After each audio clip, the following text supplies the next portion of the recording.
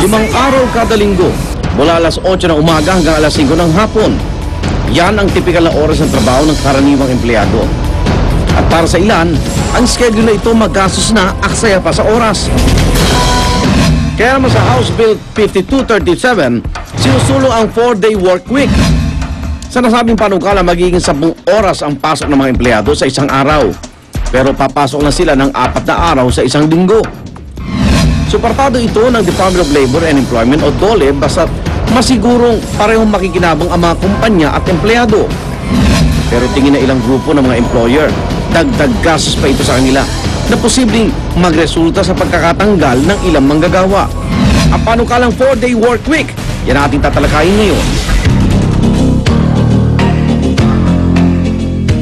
Nasa studio po natin si Labor Undersecretary Lourdes Trasmonte habang nasa linya ng telepono si Philippine Chamber of Commerce and Industry Vice Chairman Donald D. Good morning po, Mr. Donald D. Good morning, Igan. Sorry at medyo na-delay ako eh. Okay lang po, okay lang po. At makikinig muna kami sa iyo. At anong nakikita mong, wala bang positibo dito sa 4-day work week, Mr. D? Igan, sa totoo lang, with due respect dun sa congressman na nagpo-propose ka, implementation nightmare po yan. Dahil kung atin titignan yung mga manufacturing industry, karamihan po dyan, ang trabaho po dyan 24 hours, 3 shifts a day.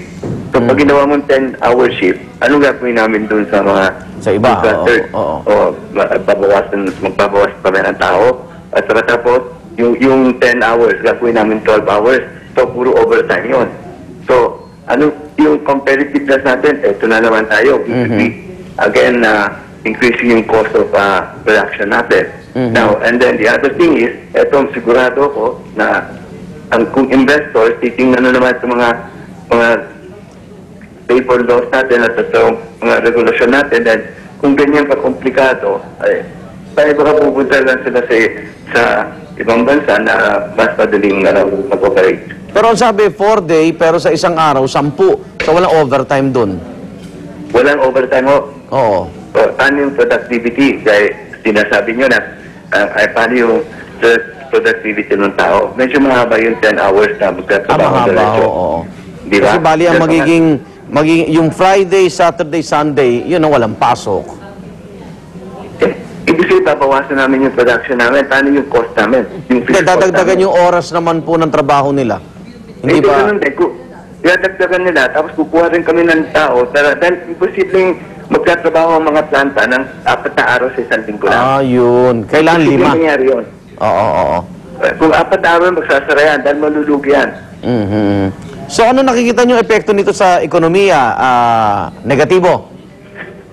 Sa aking panawagan lang sa ating mga kongresista na kung nilang kalimutan, objective natin is to increase jobs at saka to provide work for our people so that they can have a dignified life. Yun ang ating objective. Kung tayo gagawa ng mga panungala na hindi sa ilang ma-achieve ang objective, nahihirapan pa kami.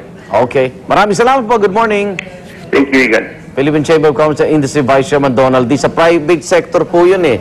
Ngayon kay Yusek, anong natin, Trasmonte, kung sa government mga employees po ba, nakita nyo parang advantage po naman ito, Yusek?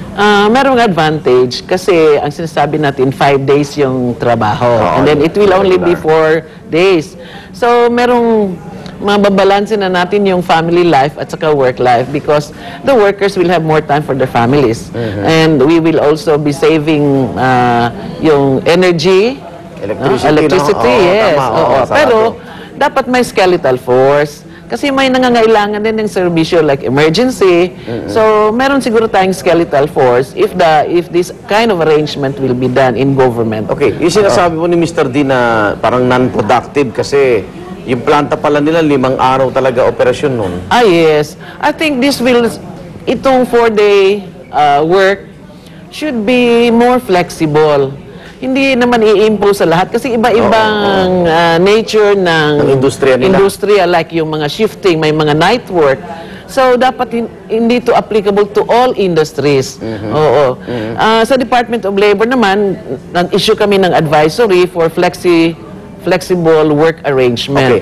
Okay. Yusek, may pag-aaral ba sa DOLE na ang dapat na trabaho lang ng manggagawa, 8 hours.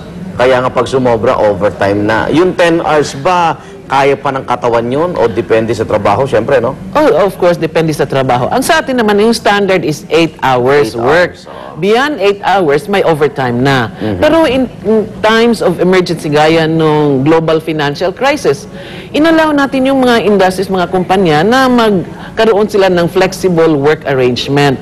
Just so we can stop yung termination. Kasi yung mga may rotation basis sila, may ito ngang flexi work arrangement para walang terminasyon. And so we're giving leeway for our employers to adopt this flexible work arrangement. Ayan. Para sa panig ng mga manggagawa, syempre, dagdag sweldo ang kanilang. Ang naman dyan natin, Igan, is non-diminution of benefits. Sa bagay. Kunyari, mabawasan man, hindi mababawasan. Yes. Dapat madagdagan madagdagan pa. As long as there is no diminution of benefits and salaries to the workers. Okay. Maraming salamat po, Undersecretary Lourdes Tasmonte po ng DOLE. So sana ito'y pag-usapan pa maigi, no? Sa mga public hearing po yan, para makita natin kung para ito sa kapakinabangan ng ating mga Pinoy workers. Sa po ating talakayan, magbabalik po ang unang hirit.